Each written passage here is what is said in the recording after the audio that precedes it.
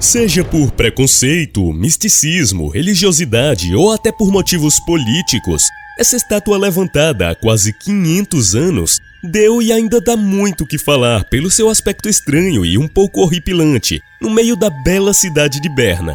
Olá, viajantes da história! Hoje vamos conhecer o Devorador de Crianças, monumento estranhíssimo que ninguém sabe o que significa, construído no século XVI no coração de uma das cidades mais bonitas da Suíça. Quais os segredos que ela esconde? Ficou curioso? Então já deixe seu super like e sem mais demora, vamos ao vídeo.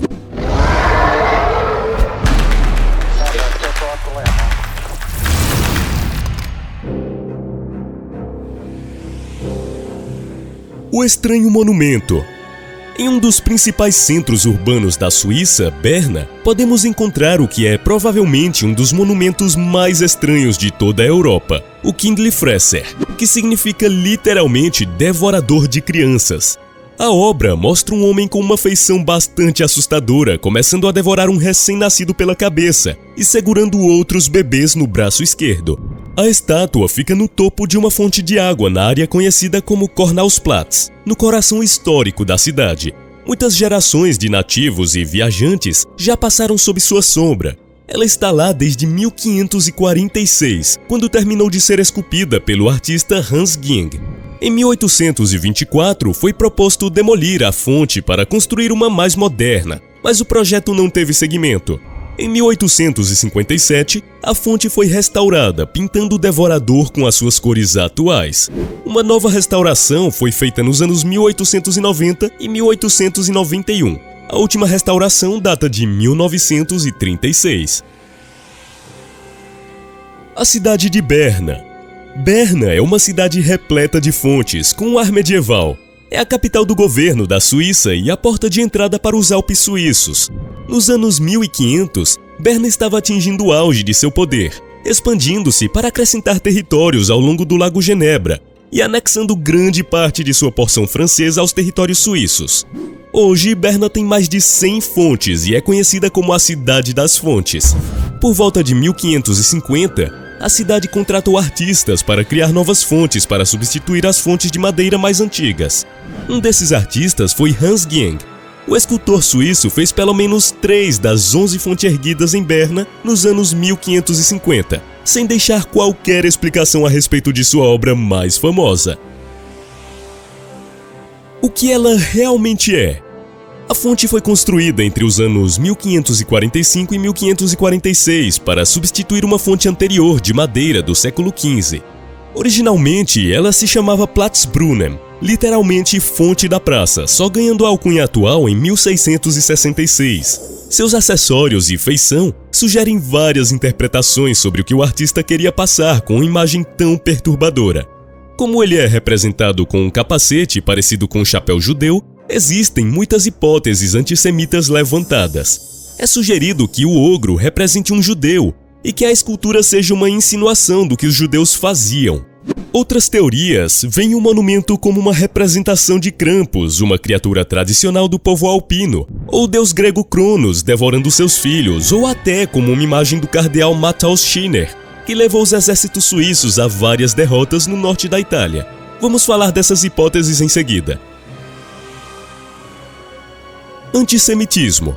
O povo judeu sofre perseguição atrás de perseguição através dos séculos. Uma das principais hipóteses levantadas a respeito de quem seria o devorador de crianças é a de que ele se destinava a representá-los. O maior indício disso é o chapéu do homem, bastante semelhante aos chapéus que os judeus foram forçados a usar em toda a Europa pela lei da Igreja Católica. A partir do Quarto Concílio de Latrão de 1215, foi exigido a confissão anual e comunhão para os cristãos, e também declarou que os judeus tinham que ser visualmente distinguíveis dos cristãos, para evitar, segundo a lógica da época, a mistura pecaminosa causada pelas relações com o povo judeu. A perseguição chegou ao ponto dos cristãos medievais acusarem os judeus de fazer seu matzah, um pão sem fermento que faz parte da culinária judaica, a partir do sangue cristão. Fantasiavam que os judeus cobiçavam o sangue cristão e o usavam em seus rituais de Páscoa. Em um julgamento que se deu no ano de 1453, Uma mulher judia foi forçada a confessar que um grupo de judeus havia sequestrado um menino de 3 anos, o engordado e assassinado para drenar seu sangue. Confissões ainda mais fantásticas tiveram que ser feitas pelos judeus inocentes através da tortura. A cidade de Breslau queimou 40 judeus na fogueira e batizou à força todas as crianças judias com menos de 7 anos de idade. Krampus. Deixando a interpretação um pouco, mas não tanto, mais leve, a estátua pode representar Krampus, uma criatura mitológica que acompanhava São Nicolau durante a época do Natal, uma espécie de Papai Noel do mal.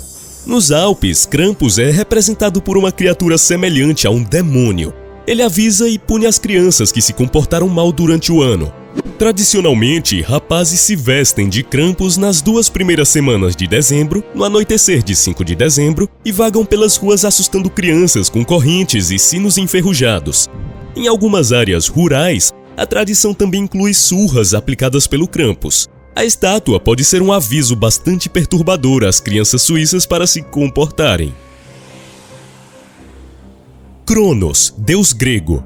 Uma hipótese menos perturbadora é a de que a estátua tem o objetivo de simbolizar o deus grego Cronos, famoso por devorar seus filhos. Segundo a mitologia, Cronos e sua esposa Reia foram os primeiros a habitar o Olimpo. Cronos não queria perder sua posição de deus superior e a solução que ele arranjou para isso era de comer cada um de seus filhos ao nascerem. Seu filho mais novo, Zeus, só escapou porque sua mãe Reia se apressou em esconder o bebê, o trocando por uma pedra enrolada. Cronos foi estranhamente enganado, dando espaço para Zeus liderar uma revolta contra seu pai e derrubá-lo para ocupar seu lugar como rei dos deuses.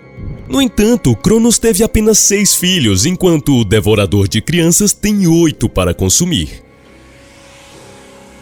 Feiticeiros. A Suíça era um viveiro de feiticeiros nos anos 1400, com centenas de pessoas submetidas a julgamentos e queimadas vivas. Um dos crimes mais associados aos feiticeiros e feiticeiras era o de maltratar crianças. O livro mais popular sobre caça às bruxas, o Maleus Maleficarum, de 1487, contém vários exemplos de bruxas cortando e comendo bebês. A maioria das execuções durante os grandes julgamentos, que se deram entre os anos 1500 e 1600, na mesma época em que a estátua foi levantada, eram de mulheres. Acredita-se que entre 70% e 80% das bruxas acusadas em Berna eram mulheres, mas no cantão de Vaud, a poucos quilômetros de Berna, 42% das execuções entre 1539 e 1670 eram de homens.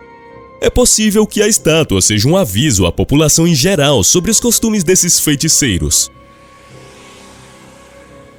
O cardeal Matthaus Schiner.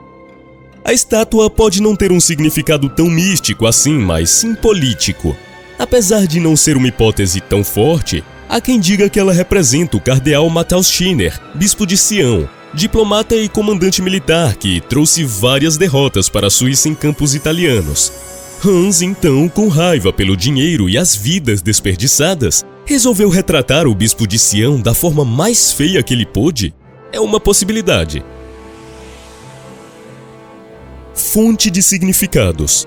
A estátua é literalmente uma fonte de hipóteses para seus possíveis significados. O que talvez Hans não imaginaria era que a sua obra seria muito comentada através dos séculos e cá estamos nós, quase meio milênio depois, nos perguntando o que ele quis dizer com seu trabalho e quais as implicações das hipóteses levantadas.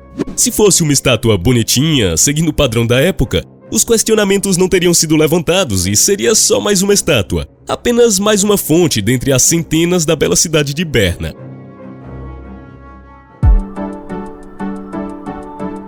E você, já conhecia essa estátua pra lá de diferente? O que você acha que ela significa? Deixe seu comentário. E não saia desse vídeo sem deixar seu super like, ajuda muito o canal. Um forte abraço e nos vemos no próximo vídeo. Tchau!